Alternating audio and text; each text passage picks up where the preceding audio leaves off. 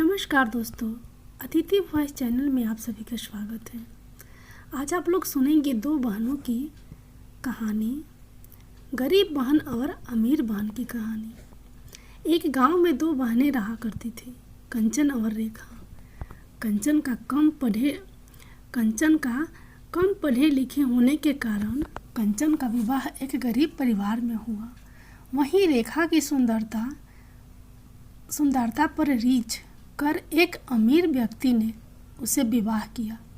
अपनी सुंदरता का घमंड तो रेखा को पहले से ही था। विवाह के बाद उसे दौलत का भी घमंड हो गया। दोनों बहनें आस पास ही रहा करती थी। जब भी मौका मिलता रेखा कंचन को उसकी गरीबी के कारण नीचा दिखाने की कोशिश किया करती थी। एक दिन रेखा कंचन के घर आती है और कहती है, अरे रेखा, तुझे पता है मेरे पति ने अभी अभी मुझे सोने का हार दिलाया और तुम्हारे खेत के पास जो खेत है वो भी हम खरीद रहे हैं। तुमने तो शादी के बाद कुछ भी नहीं खरीदा होगा और कर भी क्या सकती हो। तुम्हारे पति के तो खाने के ठिकाने नहीं हैं, वह तुम्हें क्या खरीद कर देगा। कंचन को बुरा तो लगता, किंतु वह मन में सोच कर रह जाती है। कंचन के दिन बड़े ही तंग हाल ही में गुजर रहे थे। 2 वक्त की रोटी भी बड़ी मुश्किल से जुट पाती थी। कई बार रेखा से मदद की गुहार की और बोली, आज हमारे घर पर अन्न का एक दाना भी नहीं है।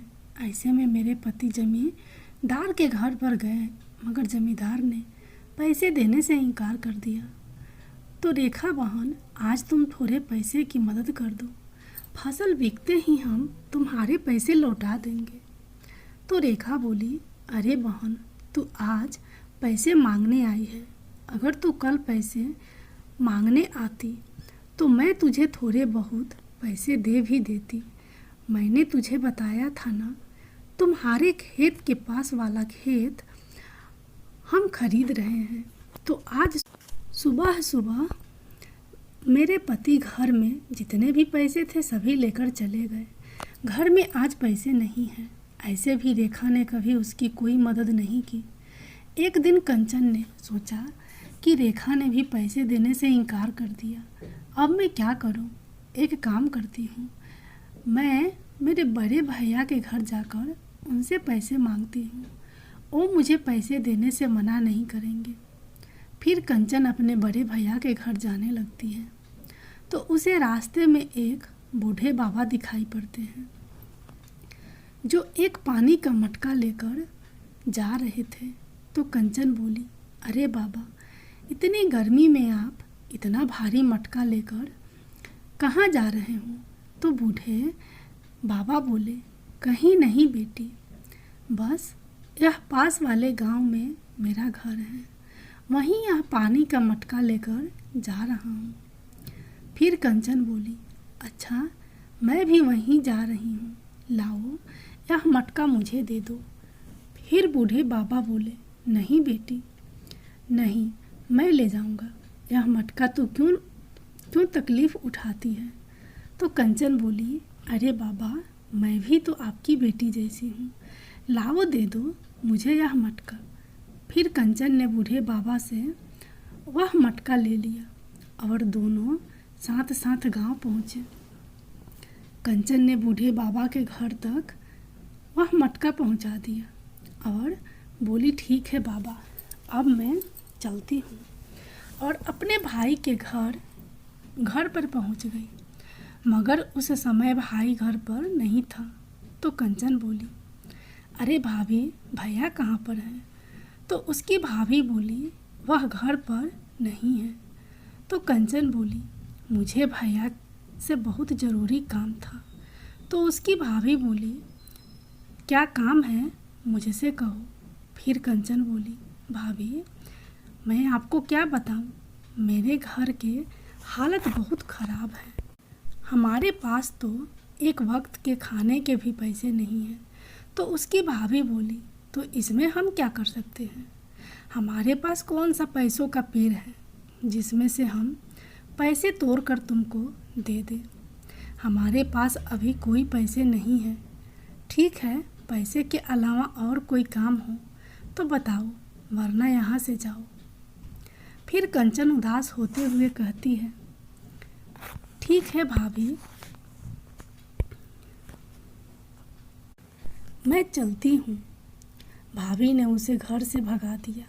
वह दुखी होकर अपने गांव वापस लौटने लगी। तभी रास्ते में वहीं बूढ़े बाबा अपनी कुटिया के बाहर उसे मिलते हैं। तो बूढ़े बाबा कहते हैं, अरे बेटी, इधर आओ। फिर कंचन उनके पास जाती है तो वह बूढ़े बाबा कहते हैं, अरे बेटी, तो इस गांव में किसके घर आई थी? फिर कंचन बोली, मैं अपने भैया के घर उनसे मदद मांगने आई थी और अपनी पूरी कहानी बाबा को बताई। तो बाबा बोले, बेटी, मेरे पास यह 3 घरें हैं, इनमें से एक घड़ा तू ले ले। तो कंचन बोली, क्यों बाबा? तो बाबा बोले, अरे बेटी, तू इतनी दूर से पैदल चलकर आई है और पैदल ही चल कर जाना है। बेटी, अगर तुझे रास्ते में भूख लगे तो इस घड़े के अंदर लड्डू है, तू वह लड्डू खा लेना। बेटी, फिर कंचन बोली, नहीं बाबा, मुझे कुछ नहीं चाहिए। आपने मुझसे इतना पूछा वही बहुत है। फिर बाबा बोले, अरे बेटी, ले लो, तू भी तो मेरी बेटी जैसी है। फिर बाबा के बार बार कहने से कंचन वो घड़ा बाबा के हाथ से ले लेती है और कहती है, बाबा, अब मैं चलती हूँ, वरना मुझे पहुँचते पहुँचते शाम हो जाएगी। और फिर अपने घर की ओर जाने लगती है। फिर वह घर पहुँचती है तो शाम को उसका पति कहता है, अरे कंचन, आज तुम अपने बड़े भैया के पास घर पर गई थी। आपके भैया ने हमारी कुछ मदद की? फिर कंचन बोली, मैं वहाँ गई तो थी, पर भैया घर पर नहीं थे और भाभी ने तो मुझे घर से ही भगा दिया। तो कंचन का पति कहता है, अच्छा, इसका मतलब आज भी हम दोनों को भूखा ही रहना पड़ेगा। तो कंचन बोली, नहीं, आज हमें भूखा नहीं रहना पड़ेगा। तो उसका पति कहता है, मतलब पैसे मिले क्या? तो कंचन बोली, अरे नहीं, जब मैं भैया के घर से वापस लौट रही थी तब मुझे रास्ते में बाबा मिले और वह बाबा ने मुझे एक लड्डू से भरा घड़ा दिया और बोले कि रास्ते में भूख लगे तो खा लेना, मगर मैंने वह लड्डू नहीं खाए। तो कंचन का पति कहता है, क्या यह तो बहुत अच्छी बात है, जाओ फटाफट से वह लड्डू ले आओ और हम दोनों वो लड्डू खाएंगे। आज मैंने सुबह से कुछ नहीं खाया। तो कंचन बोली, रुको, मैं अभी लेकर आती हूँ। और जैसे ही कंचन उस घड़े को खोल कर देखती है तो वह चौंक जाती है और कहती है, बाप रे, सोने की मोहरे, वह भी इतनी सारी। फिर कंचन का पति कहता है, क्या हुआ?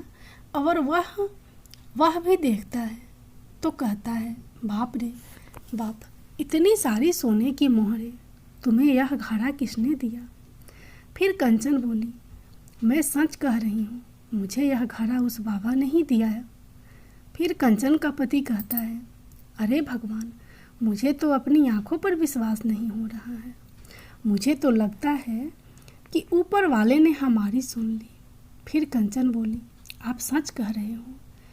कंचन और उसके पति का खुशी का ठिकाना नहीं था। फिर वह दोनों लोग गांव में खेती के लिए एक ज़मीन खरीदते हैं। कंचन की तरक्की देखकर रेखा को बहुत जलन हो रही थी। वह अपने पति से कहती है, अरे सुनो जी, यह मेरी बहन इतनी पैसे वाली कैसे बन गई? उसके पास इतना धन कहाँ से आया? कुछ दिन पहले तो यह मेरे घर भिखारी बनकर भीख मांगने आई थी और अब तो हमसे भी ज़्यादा पैसे वाली हो गई। फिर रेखा का पति कहता है, हाँ, मैं भी वही सोच रहा हूँ, पहले तो तुम्हारी बहन का पति लोगों के खेत में दिहाड़ी पर काम करता था और एकदम से इतना पैसा कहाँ से आया। मगर अभी कुछ दिन पहले मैंने तुम्हारी बहन को तुम्हारे भाई के घर की ओर जाते देखा था। तो रेखा बोली, क्या भैया के घर की ओर? हाँ, मुझे तो लगता है भैया के घर से ही इतनी सारी धन दौलत लेकर आई होगी। तो रेखा का पति कहता है, मगर तुम्हारा भाई कैसा है जो सारा धन छोटी बहन को ही दे दिया? उसकी बहन तो तुम भी हो ना, भाई के लिए तो दोनों बहन समान है, तो फिर दोनों बहनों को बराबर का हिस्सा देना चाहिए। तो रेखा बोली, तुम बिल्कुल ठीक कह रहे हो। भैया की संपत्ति पर जितना उसका अधिकार है उतना मेरा भी अधिकार है। हम कल सुबह ही भाई के घर पर चलेंगे। फिर वह दोनों सुबह सुबह अपने बड़े भैया के घर उनसे मिलने जाते हैं। उन्हें भी रास्ते में वहीं बाबा मिलते हैं। तो वह बाबा कहते हैं, अरे बेटी, ज़रा तुम इस मटके को उठाकर मेरे कंधे पर रख दोगी क्या? तो रेखा कहती है, क्या तुम काम खुद नहीं कर सकते हो क्या? फिर वह बूढ़े बाबा कहते हैं, मैं बूढ़ा हो गया हूँ बेटी, मुझसे ज़्यादा वज़न नहीं उठता, तो कृपया करके तुम यह मटके को मेरे कंधे पर रख दो बेटी। फिर रेखा कहती है, तो क्या हमसे पूछकर बूढ़ा हुआ था? खुद ही तो बूढ़ा हुआ है। तो उसका पति कहता है, अरे भगवान, तुम भी कहाँ इस बूढ़े के बातों में आ रही हो? जल्दी जल्दी चलो, हम घर पहुँचने ही वाले हैं। फिर वह लोग उस बाबा की मदद किए बिना वहाँ से चले जाते हैं और वह अपने भाई के घर पहुँच जाती हैं और अपने भाई भाभी से कहती हैं, भैया भाभी, अरे कुछ दिन पहले यहाँ पर कंचन आई थी क्या? तो उसका भाई कहता है, हाँ रेखा थोड़े दिन पहले कंचन आई थी, मगर मैं उससे नहीं मिला। जब वह घर आई थी तो मैं बाहर शहर में था, घर पर केवल तुम्हारी भाभी ही थी। तो रेखा अपनी भाभी से पूछती है, भाभी, तुमने उससे कुछ दिया था क्या? तो उसकी भाभी कहती है, भाई, मैंने तो उसे कुछ भी नहीं दिया, हमारे पास कुछ होगा तो ही तो उसे कुछ देंगे। फिर रेखा बोली, इसका मतलब आपने उसे कुछ नहीं दिया। ठीक है भैया, हम चलते हैं। तो रेखा के भैया कहते हैं, अरे अभी तो तुम लोग आए हो, खाना तो खा कर जाओ।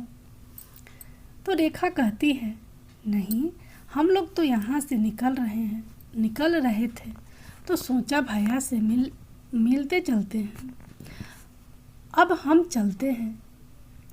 फिर रेखा रास्ते में अपने पति से कहती है, अरे भैया ने तो उसे कुछ भी नहीं दिया, फिर उसे इतना सारा धन माया पाया कहाँ से मिला? फिर उसका पति कहता है, हाँ मैं भी वही सोच रहा हूँ। फिर रेखा बोली, इतनी धूप में चलने के बाद मुझे बहुत ज़ोर से प्यास लग रही है। तो उसका पति कहता है, तुम्हें भैया के घर पर प्यास नहीं लगी क्या? फिर से रेखा बोली, तुम जाकर कहीं से जल्दी से पानी लेकर आओ, मुझे चक्कर जैसे आ रहे हैं और भैया के घर पर मुझे प्यास नहीं लग रही थी, अब मुझे बहुत ज़ोर से प्यास लग रही है। तभी उन्हें पास में एक झोपड़ी दिखती है और वह झोपड़ी उन्हीं बाबा की थी। फिर वह बाबा बोले, क्या हुआ बेटा, मेरे घर की तरफ कैसे आना हुआ? फिर रेखा बोली, बाबा, एक लोटा पानी मिल सकता है क्या? तो बाबा कहते हैं, क्यों नहीं बेटी, आओ आओ, मेरे घर के अंदर आओ। फिर रेखा बोली, बाबा, हमने तो तुम्हारी मदद करने से इनकार कर दिया था, फिर भी तुमने हमें पानी दिया है। तो बाबा कहते हैं, तो क्या हुआ बेटी, वह तुम्हारा कर्म था, यह मेरा कर्म है। और बेटी, तुम दोनों को इस गांव से पहली बार देखा, तुम दोनों इस गांव में किसके घर आए हो? तो रेखा बोली, बाबा, इस गांव में मेरे बड़े भैया रहते हैं, तो उनसे मिलने आई थी। फिर बाबा कहता है, अच्छा बेटी, तुम उस उमेश की बहन हो ना? बेटी, तुम्हारी एक और भी बहन है ना? वह थोड़े दिनों पहले तुम्हारे भाई से मिलने आई थी। फिर रेखा बोली, हाँ, थोड़े दिन पहले वह भैया से मिलने आई थी, मगर बाबा तुम्हें कैसे पता? फिर बाबा कहते हैं, बेटी, जिस जगह तुम मुझे आज मिली थी, थोड़े दिन पहले तुम्हारी बहन भी मुझे वहीं मिली थी। उस बेचारी बच्ची ने मेरा मटका मुझसे लेकर मेरी झोंपड़ी तक छोड़ा। मुझे फिर रेखा बोली, मगर बाबा तुम्हें पता है, जब से मेरी बहन भैया के घर से होकर आई है, जब से उसके पास में खूब धन दौलत हो गई है। फिर वह बूढ़ा बाबा कहता है, बताता हूँ बच्ची, बताता हूँ। उस बच्ची के पास जितनी भी धन दौलत आई है, उसे बच्चे के अच्छे कर्म और अच्छी नीयत के कारण आई है। फिर रेखा बोली, बाबा मुझे तुम्हारी बात कुछ समझ नहीं आ रही है, और मेरी बहन को ऐसे कौन से अच्छे कर्म से इतना धन मिल गया? फिर रेखा का पति भी कहता है, अच्छे कर्म करने से व्यक्ति इतना धनवान कैसे हो सकता है? बाबा आप कैसी बातें कर रहे हो? फिर बाबा कहते हैं, बताता हूँ बेटी, बताता हूँ, सब बताता हूँ। यहाँ पर जितने भी घरे रखे हैं, यह कोई साधारण घरे नहीं है। यह घरे मनुष्य के कर्मों और मनुष्य की अच्छी नियत के परिणाम देने वाले घरे हैं। फिर रेखा बोली, बाबा मैं तुम्हारी बात अच्छे से समझ गई। अपना जैसा कर्म होगा, इस घरे में से अपने कर्मों के हिसाब से फल मिलेगा। फिर बाबा बोले, ठीक कहा बेटी, बिल्कुल ठीक कहा। फिर रेखा बोली, बाबा आप पति ना हो तो क्या एक घड़ा आप हमें भी दे सकते हैं? हम भी हमारा कर्म आजमा कर देखते हैं। फिर बाबा बोले, क्यों नहीं बेटी, ले लो, तुम भी एक घड़ा ले लो, तुम भी अपने कर्म और अपने नियत का फल पाओ। रेखा को भी बाबा ने एक घड़ा दे दिया। अब वह वहाँ से चले जाते हैं और रात के समय जैसे ही वह घड़ा खोलते हैं, उनके घड़े में पत्थर होते हैं। फिर रेखा कहती है, बाप रे बाप, अपने घड़े में से तो पत्थर निकले। फिर रेखा का पति कहता है, क्या गलत निकला? अपने कर्मों के हिसाब से यह बिल्कुल सही निकला है। हिसाब से यह बिल्कुल सही निकला है। हम लोग बहुत लालची थे। तुम्हारी बहन बेचारी मजबूरी की मारी हमारे पास कुछ पैसों की मदद मांगने आई थी। हमने उसकी मदद नहीं करी। ऐसे कर्म करने के पश्चात अच्छे फल के परिणाम की अपेक्षा कैसे कर सकते हैं? फिर रेखा बोली, आपने बिल्कुल ठीक कहा। मुझे मेरे पैसों का बहुत घमंड था। मैंने मेरी बेचारी बहन की मजबूरी नहीं समझी। मैं कैसे भी करके उसे अपनी अमीरी से नीचा दिखाती रेखा और उसके पति को अपनी गलती का बहुत पछतावा हो रहा था, क्योंकि इसके अलावा वो और कुछ भी नहीं कर सकते।